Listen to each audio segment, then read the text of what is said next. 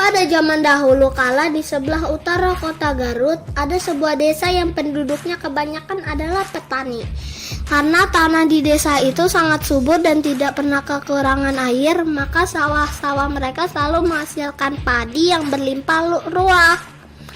Namun meski begitu, para penduduk di desa itu tetap miskin kekurangan. Hari masih sedikit gelap dan embun masih bergayat di dedaunan. Namun para penduduk sudah bergegas menuju sawah mereka. Hari ini adalah hari panen.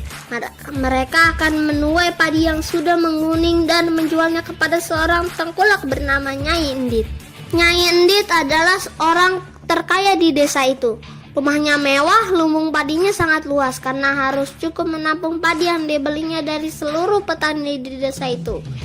Ya, seluruh petani. Dan bukan dengan sukarela para petani itu menjual hasil panennya kepada Nyai Endit.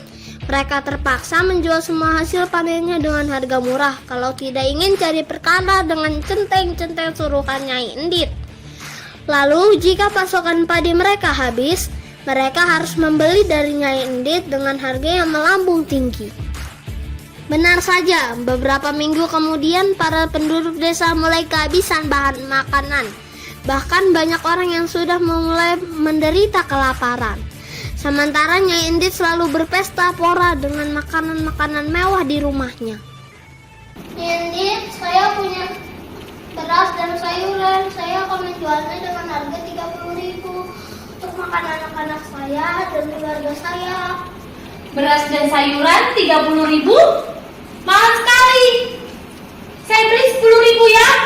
Jangan begitu, 30.000 aja Nyai Endit.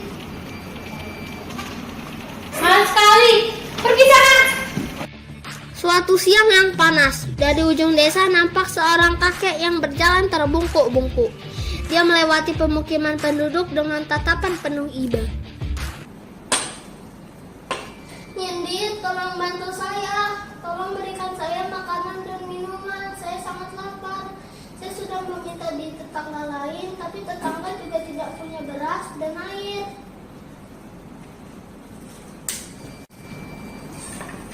Pergi sana.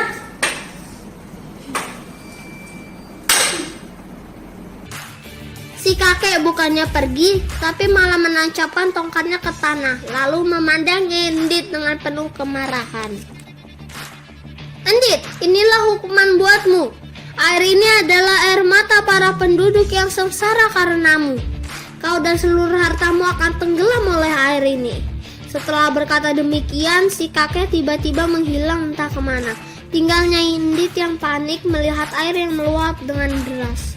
Dia berusaha berlari menyelamatkan hartanya, namun air bah lebih cepat menenggelamkannya beserta hartanya.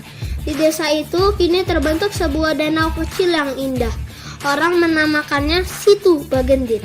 Situ artinya danau dan Bagendit berasal dari kata endit. Beberapa orang percaya bahwa kadang-kadang kita bisa melihat lintah sebesar kasur di dasar danau. Katanya itu adalah penjelmaan Nyai Endit yang tidak berhasil kabur dari jebakan air bah.